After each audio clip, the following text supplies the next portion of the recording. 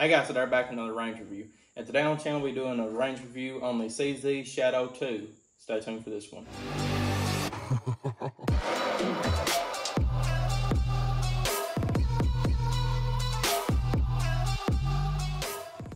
Alright guys, we're back. Once again today we're going to be doing a shooting review on the CZ Shadow 2. This is the normal CZ Shadow 2, not the Accu Shadow. I know I've already done a review on it, but I thought I would also do a review on the normal one.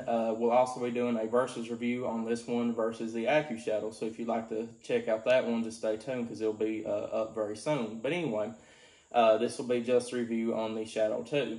So, as a lot of y'all know, this is one of CZ's most popular guns that they've ever released, the actual Shadow 2. Come out about around 2017 at the end of it, if I'm not mistaken. Has a 5-inch barrel with a Picatinny rail on the bottom if you'd like to put an optic or a light or laser or anything else like that. But CZ come into the market with a somewhat affordable that would also compete with higher end competition pistols, and they released the Shadow 2. MSRP on this gun is about around $14.50. Currently, right now, during the Corona times, that's what these right here are selling for now, is about around $1,450 to $1,500. Seen one new at Bud's and that was selling for that. But, you know, normally they would sell for about around $1,300 new. And this one right here is new besides what I have put through it and shot myself.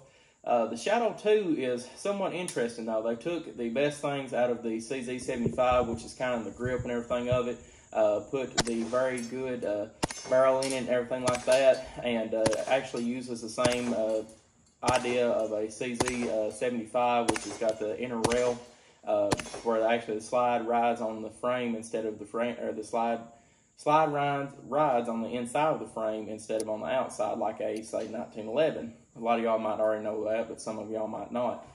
The Shadow 2, though, is, like I said, a somewhat affordable competition pistol. I know at $1,300 it's still very expensive for some people to own, but it will shoot with $2,000 competition pistols across the board, and a lot of people now are starting to use this in ISPA and a lot of the competitions, 3 guns, everything like that, because it is actually a really, really good shooting pistol.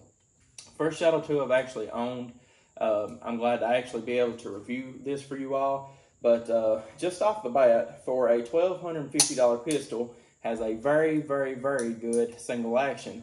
One of the best I've felt for a gun in this price range, just to be dead honest with you guys. Single action is barely anything. 3.3 pound pull. A few of the cons I've seen about this right off the bat is that it takes about 1,000 rounds to break into the single action. You can feel it a little bit whenever you start to hit that wall. It feels like your break is a little bit grindy and then it breaks. But from what reviews I've read online, that after that 1,000 rounds is through, or 500, somewhere around there, just break-in time, that that trigger will get a lot better. And just from what I've already shot it, I can feel it's got better from whenever I first bought it. Like I said, though, got a tiny bit of take up and you hit that wall and it breaks. Very, very good reset. As you can see right here, the trigger's all the way back. I'll go ahead and reset and show you all what reset looks like. Barely a little bit. You get a good audible click, and then you have a little bit of a take up, and pow. So not as little take up as, say, a 1911 or a SIG with the trying to remember what that is. Whenever you actually let up on the trigger and it actually barely has to move at all to reset, quick reset trigger, I think is what they called it. If not, sorry for that, it kind of slipped my mind at the moment. But very, very good though overall. As you can see, we'll do it one more time. There's the brake. Go ahead and reset it. I'll try not to move the trigger at all so you all can see it right here once again. Move it a little bit and has the tiny little bit of take up, and you're back there on the wall. So, you know, it has a round trigger. I'm not really a fan much of the round trigger, but it fits my hand perfectly on this model. A lot of round triggers don't really fit my hand too well, but this one right here does very well. Double action on this gun is smooth, but a little bit of grindiness all the way through. I felt better double action on some custom Smiths, some older pythons, not the newer ones, but the older pythons. But they also said that does work better after a few thousand rounds, or a few rounds in general, 500 to 1,000. I've heard different stories. That's why I keep saying 500 to 1,000, because I've heard some people say at 500 rounds it breaks in perfectly, and I've heard at 1,000 it's breaking in perfectly. But anyway, double action is good, don't get me wrong. The thing about this pistol, though, is that this is not really a gun that you will be able to shoot much in double action, meaning that, you know, whenever you rack one into it, you're going to have single action, so you can carry it kind of like a 1911, throw one into it and throw the safety on, as you see. So you've got a safe gun, and most people would carry it like that, if I had to say so, or if I had to guess. The thing about this gun that I kind of don't like, same thing with AccuShadow, is that whenever you throw the safety off, to actually get it into a double action shot, you actually have to grab the trigger, pull it, and let it down really slowly. And now you would have it in double action, to where if you want to take it, withdraw it out of your holster, take beat on it, and fire, your first shot's going to be double action, and then every following shot will be single action from there on out. Some people train double action first, single action after that. A lot of police departments, whenever they had P229s and P226s, that's how they would train, is that the first shot would be double action, follow-up shots would be single action. But like I said, if I had to guess, a lot of people would be doing single action only on these guns if they actually plan on carrying them. But that's just kind of a safety hazard, having to throw one in it and then having to let the trigger down. That's a good way to accidentally have a accidental discharge and it go off in your house or wherever else. That's why I'd say a lot of people would just rather have it single action with a safety on, so whenever they withdraw it out of their pocket, throw the safety off and go on to town. But like I said, it's easy to let it down, don't get me wrong. Just let some off of it. It's got good serrations on the trigger, so you just watch what you're doing. That's the only thing I'm saying, is watch what you're doing, because it'd be an easy way to let it off on accident. But if you're watching what you're doing, you're careful with it, I don't think that you'll have a problem with it myself. So it has a 5-inch barrel, like I said, has a Picatinny rail. So this is what was kind of interesting about the Shadow 2s, is that a lot of people like them for the competition reasons, and I can fully understand. But a big thing about the Shadow 2 that I always liked over some other competition pistols, such as the P210 and others, is that it has that really high capacity of 17+1, and it also has a tack rail for a lighter laser, so you could actually use this as a house defense gun, sit it on your countertop or whatever else next to your bed, and you'll have something where if you hear something go bump in the night, grab hold of it and you have a great self-defense weapon. And, you know, $1,300 is a lot of money to a lot of people. It's a lot of money to anybody, really. And having a gun that can do two things makes it more viable for me than a gun that can only be a competition pistol or a sharpshooting pistol, because this is not only a competition pistol, sharpshooting pistol, but it's also a self-defense pistol, and that's where it hits all three, and that's what I like about it the best. And anyway, if you want to look at it from a competition standpoint, if you want to put a light on the bottom of it, that will help the recoil also, because it adds a little bit more weight to it. Weight of this gun is decently heavy. I think it was at 46 ounces unloaded, I believe. Check online just to make sure with that. I'm rattling that off the top of my head. But very good weight in your hand, very good balance. That's what CZs are really known for, is that their balance is almost perfect, if not perfect to me, and really flat shooting pistol.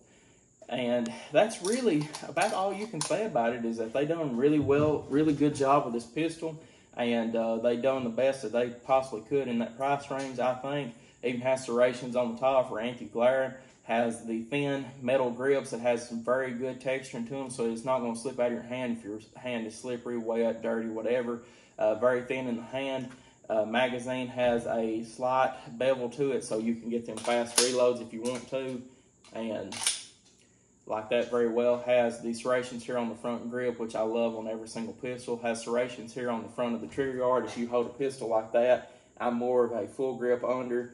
Have your thumb up here and have your thumb over here riding that, or riding the safety, because they actually have an extended safety with this if you want to have it to be able to ride on your right thumb if you want to.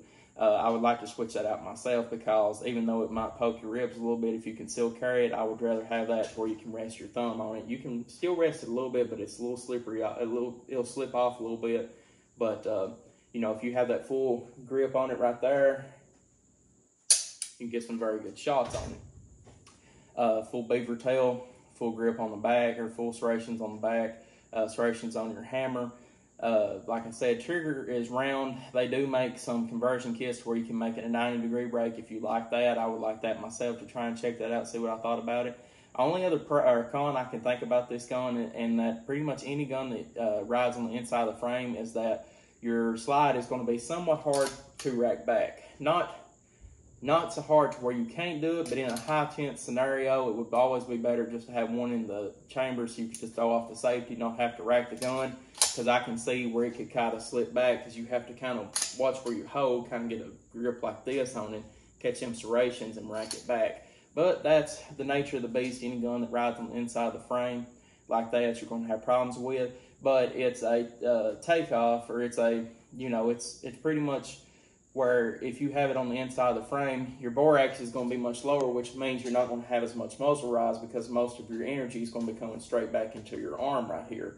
So, like I said, whenever it goes click, your muzzle's not going to go straight up, because that borax is like, say, on the CP 226, 229, 227, 220, your muzzle more than likely is going to flip back, but with this one, it's going to come more back into your hand, which is better off for follow-up shots and more accurate shots for follow-up shots in general.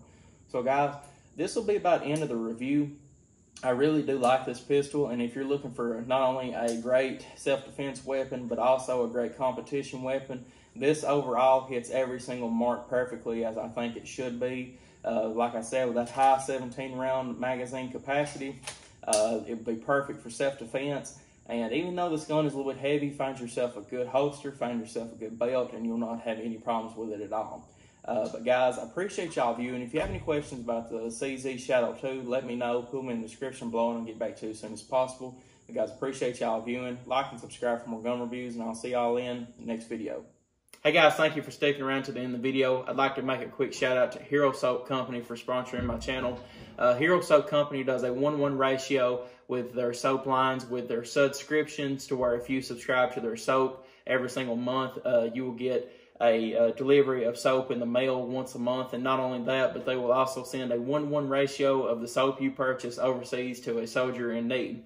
Not only that, but some of their profits that they make from their subscription lines will go to soldiers and first responders, such as law enforcement, EMS, and fire in need, and will go to multiple other different actual charities involving first responders and veterans. So guys, it's very good quality, very good company, and if you'd like to check them out, go to the description below and find my link, and you can use that and go into their website and make sure that you type in GoldenWebb at the end, and it will give you 10% off. But just want to make a quick shout out to Hero Soap Company and giving them a special thank you. So guys, appreciate y'all viewing, and I will see you all in the next video.